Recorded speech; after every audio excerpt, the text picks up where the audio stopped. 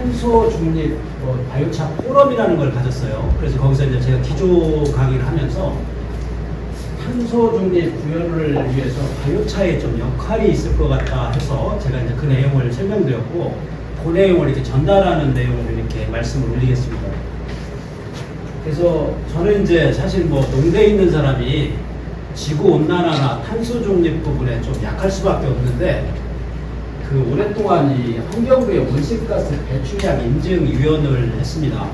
그래서 농업 부분에는 한 사람, 산림 부분에 한 사람, 두 사람이 하는데 한 6년 정도 제가 먼저 했으니까 그쪽 내용을 조금 알고 있을 수 있죠. 그래서 그런 내용들을 이제 주로 전달을 하고 있는 있고, 주로 이제 농업 정책에 주로 관여하는데요. 뭐 잘 아시는 것처럼 이미 전 세계는 탄소 중립 때문에 전쟁입니다, 사실은. 생각보다. 그래서 온실가스 배출량인데요. 이게 이제 우리나라가 지금도 온실가스 배출량이 쭉 이렇게 늘어나고 있어요. 근데 어쨌거나 우리는 이것을 이제 탄소 중립을 한다고 하는 거니까 전 산업에서 전쟁이 나 있습니다. 근데 이제 농업에서 온실가스가 순 배출량은 전체의 한 3.2% 정도 됩니다. 양은 작아 보이잖아요. 근데 이게 우리나라 저기 인구 단위로 하면 작은 양이 아닙니다. 주로 이제 에너지 부분에서 많이 나오고 있고, 근데 오늘 여러분들이 좀 주의 깊게 봐둬야 될 것은 그 이쪽에 탄소 흡수의 부분이 이게 마이너스 네거티브 부분인데 이 부분이 중요합니다. 누군가가 탄소를 흡수하는데 그것은 토양하고 나무밖에 없습니다. 그래서 지금부터는 토양에 탄소를 얼마큼 축적하느냐, 나무를 얼마큼 심느냐에 따라서 그것이 이제 탄소 거래권이 될 수 있습니다. 근데 우리나라에서 아까 3% 정도 된다고 했잖아요, 온실가스. 근데 그 배출량은 순 배출량입니다. 거기에 무슨 저기 에너지가 들어가든지 이런 건 안 들어갔고, 농경지에서 나오는 메탄하고 N2O 발생량만을 얘기합니다. 근데 전 세계적으로 보면 이게 농업 부분, 농업, 임업, 그 다음에 랜드 유스 체인지를 농업으로 보는데 대략 20% 정도입니다. 어느 경우는 25%라고 계산되는 경우도 있고, 이 경우는 18%라고 하는데 전 세계적으로 작은 게 아니죠. 그래서 큰 나라들, 미국이나 호주나 캐나다 같은 데는 모든 관점이, 탄소 중립의 관점이 토양의 유기탄소를 축적하는 데 있습니다. 그래서 이제 기본적으로 탄소 중립을 구현을 하려면 첫 번째는 어떻게 됐든가 탄소 중립이라는 걸 정리하면 온실가스 배출량하고 흡수량이 같아지는 지점을 얘기합니다. 그러려면 첫 번째는 틀림없이 온실가스 배출량을 줄여야 될 겁니다. 그래서 요거 이제 가장 큰 부분의 기회는 요 에너지 부분, 우리 발전소 부분 있잖아요. 그런 부분에서 이루어지고 있고, 지금도 이제 석탄은 더 이상 쓰지 않습니다. 전부 LNG로 교체를 하고 있고, 심지어는 목재 펠렛으로 다 교체를 하고 있습니다. 근데 이제 농업 부분에서도 요만치가 있는데 얘들도 적극적으로 줄여야 되고, 이것이 금전적으로 팔릴 수가 있습니다, 시장에서. 근데 여러분한테 기회는 내가 볼 때는 탄소 흡수량을 어쨌든 간에 계속 늘려야 돼요. 근데 그게 이제 아까 얘기했듯이 수목도 될 수 있고 토양 탄소도 될 수 있습니다. 그건 여건에 따라서. 그래서 실제 많은 회사들이 나무 심기 운동도 실제 많이 합니다. 근데 이런 것들이 이제 장기적으로 필요하니까 어떤 개념으로 보시면 좋으냐면 예금을 든다고 생각하시면 됩니다. 한 10년, 20년 해서 한꺼번에 목돈을 받겠다는 그런 개념으로 하면 그 양이 작은 양이 아닙니다. 그래서 오늘 바이오차, 유기질 비료는 분명히 그 어떤 여러분한테 기회가 될 걸로 저는 생각을 합니다. 그래서 제가 늘 하는 얘기는 우리가 이제 기후변화 하잖아요. 기후변화도 생각을 잘 바꿔보면 기회가 될 수 있습니다. 그 얘기를 하는 거예요. 매일. 첫 번째는 온난화를 완화하는 기술. 좀 이따 한번 다시 설명할 텐데 이게 논에서 이제 메탄 측정하는 거거든요. 지금부터 여러분들이 논에서 메탄을 줄이면 그게 시장에서 거래가 됩니다. 새로운 사업이 될 수 있습니다. 더 나아가서는 그 토양에 이제 탄소를 늘리는 거. 아까 이제 탭이나 바이오차가 그런 걸 겁니다. 그런 것들이 하나 기회가 될 수 있을 거예요. 두 번째는 적응하는 게 굉장히 중요합니다. 근데 앞으로 어차피 변하니까 막을 수 없는 거니까 미리 가서 품종도 개발하고 그때 맞는 재배 기술도 개발해야 됩니다. 심지어는 비료의 어떤 이용 효율도 달라질 겁니다. 그런 걸 멀리 보시고 준비하는 것이 좋을 것 같고, 심지어는 이게 이제 기후변화를 활용할 수 있는 기술도 좀 필요할 것 같아요. 지금 이제 남쪽에서는 망고나 이런 것들도 엄청나게 재배하고 있잖아요. 그게 어차피 이제 올 거면 이를 적극적으로 활용할 수 있는 전략 개발 같은 것들이 굉장히 중요할 것 같아요.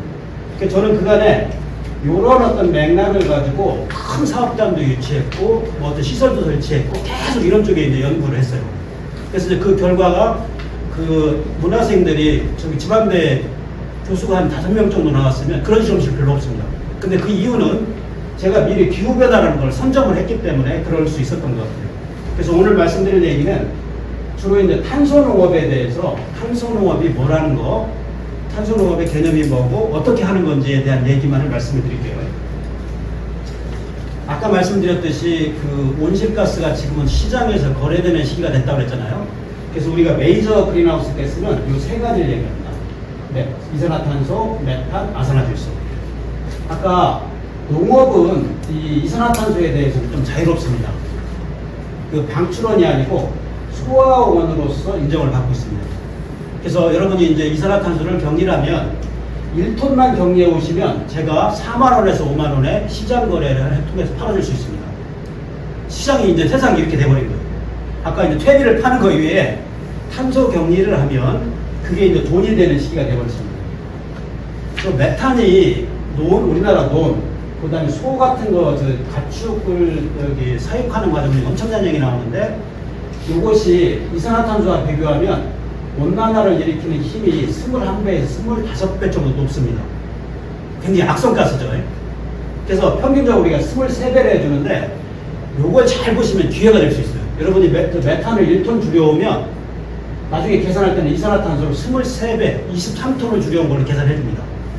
1톤 줄여오시면 시장 가격이 92만원에서 115만원이 될 수 있습니다. 이것은 완전한 새로운 어떤 기후변화를 나쁜 걸로만 보지 말고 사업하시는 분, 연구하는 분, 공부하는 분들한테는 기회가 될 수 있다고 생각하면 좋을 것 같아요.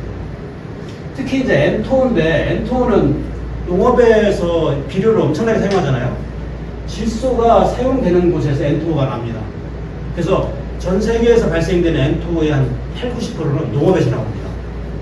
근데 이것은 이 이산화탄소 한 분자에 대해서 이게 1이라고 보면 얘는 300배 정도의 지구온난화를 시키는 힘이 있어요. 그러니까 농업에서 나오는 이 두 가지 가스는 엄청나게 악성가스들이에요. 지구온난화 측면에서 보면. 근데 사업하시는 측면에서 보면 거꾸로 보면 1톤 팔아오시면 300개의 이산화탄소를 줄이는 효과로 인정을 받으니까 이건 기회가 될 수 있죠. 그래서 한 1톤 줄여오시면 1,000만원 넘게 거래가 되니까 이건 우리가 다시 봐야 시장이잖아요. 그러니까 앞으로는 아마 아산화질소 배출량을 억제할 수 있는 억제제 같은 것들 많이 있습니다. 예를 들면 질산화를 억제한다든지 어떤 유레이스의 액티비티를 억제한다든지 그런 산업이 계속 커질 가능성이 많습니다.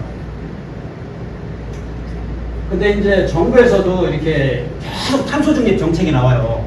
근데 농업이 아까 3%밖에 기여를 안 하니까 농업은 좀 소외돼 있고 우리가 이걸 개척해 나가야 됩니다.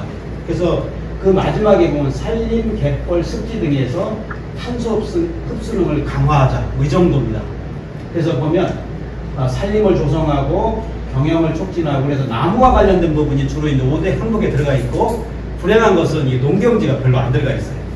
근데 이게 어렵게 생각하니까 우리가 만들어가면 됩니다.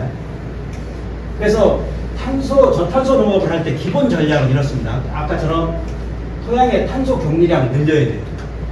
첫 번째는 토양의 유기탄소 축적량을 늘려야 됩니다. 그러려면 어떻게 되면 뭔가 많이 투입을 해야 하잖아요. 그게 이제 퇴비가 될 수도 있고 바이오차가 될 수도 있고 유기질 비료가 될 수 있습니다. 그 다음에 옛날에는 목질개, 뽕나무 이런 거 우습게 봤거든요. 근데 지금부터 이 목질개 작물들을 유심히 봐야 됩니다. 옛날에는 가수원도 이 외성화를 많이 시켰잖아요, 나무들을. 근데 지금부터는 이제 앞으로는 이게 새로운 관점으로 덩치가 큰 애들로 갈 가능성이 있습니다. 그리고 또 이제 온실가스 배출을 저감해야 되는데 논에서는 메탄입니다. 그래서 정부의 정책도 모든 게 이 논에서는 메탄을 어떻게 줄일까에 초점이 맞춰져 있고 밭과 가수원에서는 아산화질소를 감축하는 거, 그 다음에 시설 재배지나 이런 데서 농기계나 이런 데서 에너지의 이용률을 높이려고 하는 부분에 이미 거래가 되고 있고 엄청난 지원이 되고 있습니다.